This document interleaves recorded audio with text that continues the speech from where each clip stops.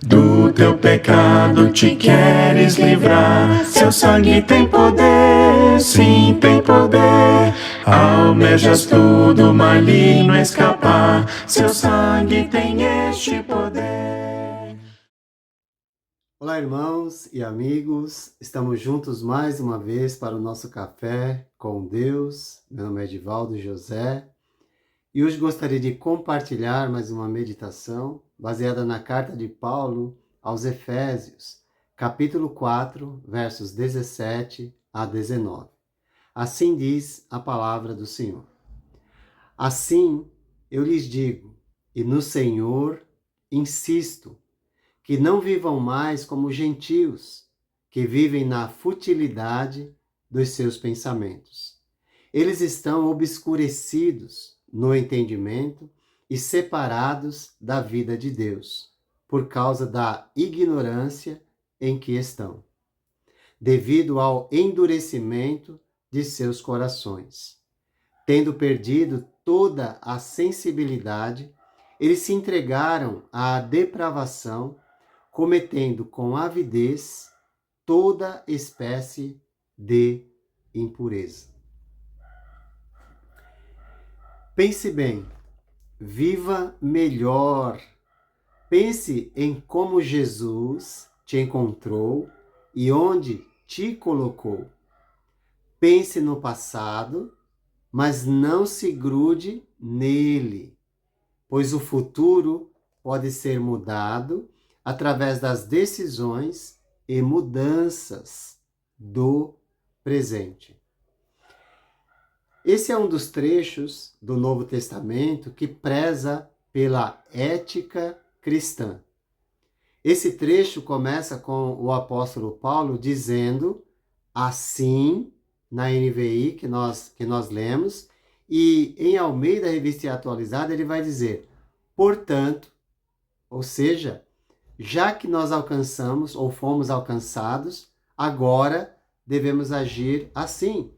Significa justamente isso, já que vocês têm quem os ensine e quem os ajude a crescer e a amadurecer na fé, vivam de acordo com essa nova vida e não na futilidade do passado. Ou seja, abandonem os pensamentos fúteis. E a palavra aqui nesse momento, mataiotes, é a palavra grega, em Almeida é traduzida como vaidade. Deixe a vaidade de lado.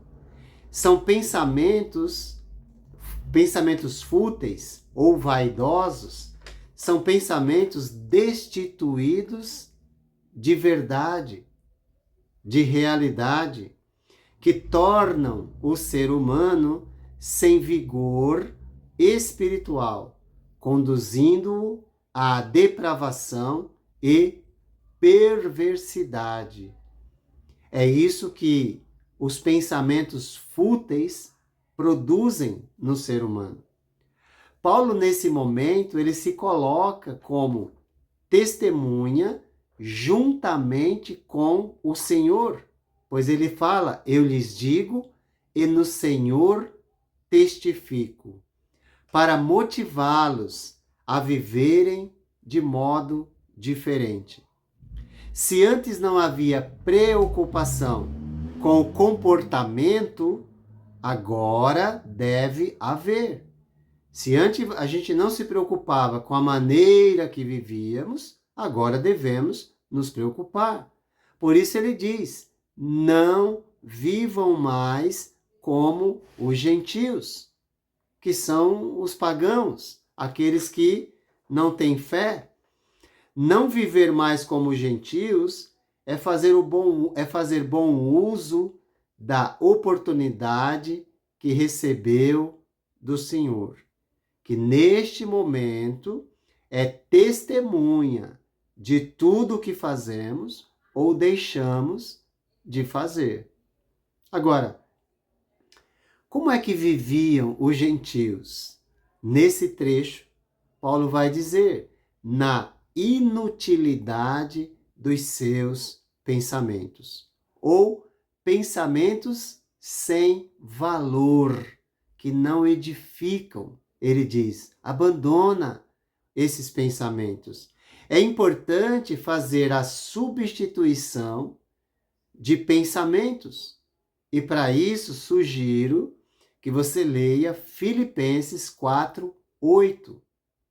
Tudo que for puro, tudo que for verdadeiro, tudo que for nobre, tudo que for de boa fama, se alguma virtude há, ou se algum louvor existe, Paulo vai dizer: seja isso que ocupe o vosso pensamento. Ou seja, pensem nessas coisas.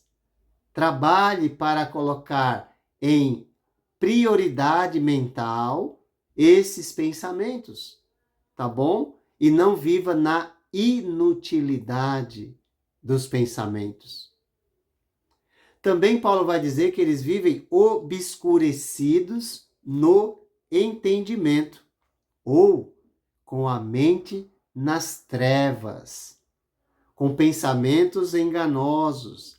A ideia é que eles cobrem a mente com a escuridão, e isso os leva a cegar a própria mente deles. Quem vive na escuridão não encontra o caminho. A palavra dianoia, aqui traduzida por entendimento, diz respeito ao centro das nossas habilidades intelectuais, volitivas, ou das nossas vontades, e também afetivas, e os pensamentos bons ou maus. E nós é que escolhemos que tipo de pensamento nós vamos dar crédito. E para vencer os maus pensamentos, precisamos, como Paulo diz, pensar no bem, pensar no que é correto, pensar no que é nobre, e assim sucessivamente. Isso nos coloca como responsáveis diante de Deus pelo que nós vamos cultivar. Pois o que o homem semear, isso também colherá. Então pense, que tipo de pensamento você tem cultivado em sua mente? Paulo diz também que eles estão separados da vida de Deus, que significa que eles não têm parte com Deus, não têm parte na vida que Deus oferece. Por que não tem parte? Porque decidiram viver nas trevas, e Deus é luz.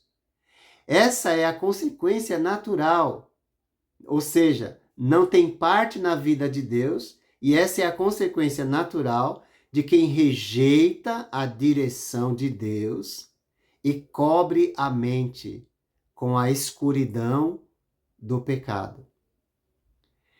Essas três características que nós mencionamos, inutilidade dos pensamentos, obscurecido no entendimento e separados da vida de Deus, essas três características da vida dos gentios são bem atuais hoje em dia. Mas não precisam, nem devem ser atuais em nossa vida, porque nós somos diferentes. Agora, qual a razão de viverem dessa maneira? Paulo vai dizer, por causa da ignorância em que vivem. Não creem na mudança ou transformação de vida. Essa ignorância é amplificada por quem escolhe viver na futilidade dos pensamentos, levando-os à cegueira e decadência moral. Nesse momento, sugiro que nos desliguemos, especialmente esses próximos dias, dos meios de comunicação, pois a futilidade dos pensamentos, a cegueira moral e o que chamam de festa nesse momento que estamos vivendo, é, na verdade, um antro de imoralidade e libertinagem. A festa da carne é um antro de imoralidade e libertinagem.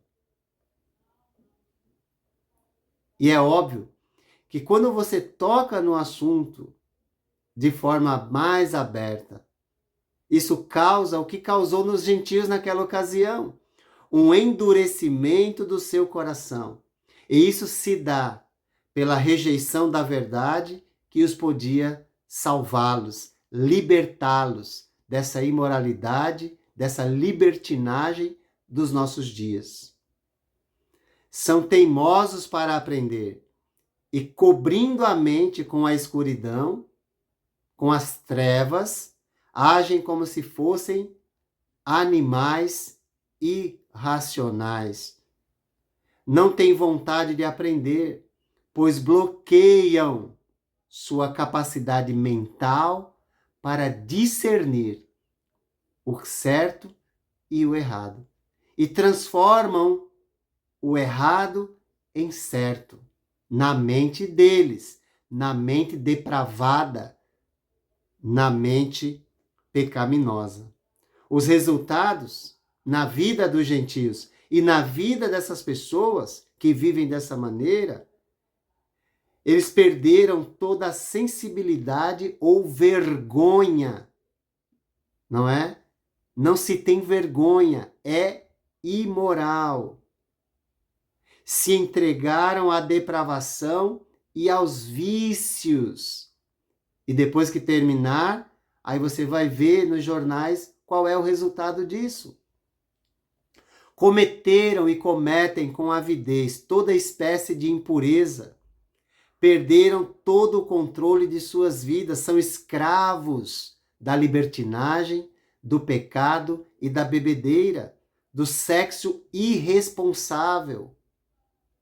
E ainda promovido pelo próprio governo, intitulando de sexo seguro, quando na verdade é imoralidade, libertinagem e nada mais além disso. Por isso cometem todo tipo de coisas indecentes e coisas torpes. É o que tem nesses dias. Bom, pessoas que se encaixam nesse estilo de vida estão cheias de si, se acham superiores, falam de liberdade, quando na verdade vivem na libertinagem, e isso as leva a ter um conceito completamente errado sobre Deus. Estão com suas mentes cauterizadas e não conseguem enxergar que estão em oposição a Deus e à verdade que os poderia salvá-los. Que a nossa ética, que o nosso comportamento seja diferente desse mundo, dessas pessoas, pois fomos chamados para a santidade, pois essas pessoas já estão com seu destino selado. Se não mudarem sua conduta, seu modo de pensar e agir, seu destino está selado. Então, pense bem, viva melhor, pense em como Jesus te encontrou e onde te colocou. Pense no passado, mas não se grude nele, pois o futuro pode ser mudado através das decisões e mudanças realizadas no presente. Valorize a santidade e não a carnalidade.